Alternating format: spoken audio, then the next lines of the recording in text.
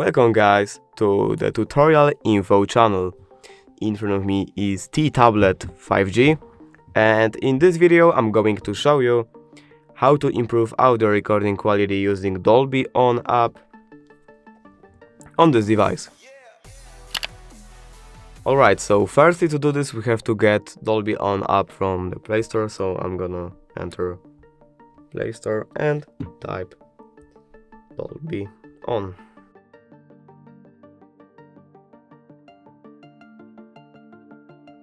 Now I'm gonna install the app.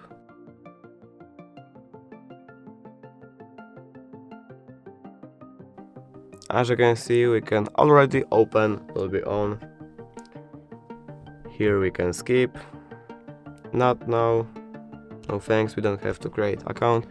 And now with Dolby On we can record audio with way better quality than the default audio recorder on our device. And that's it.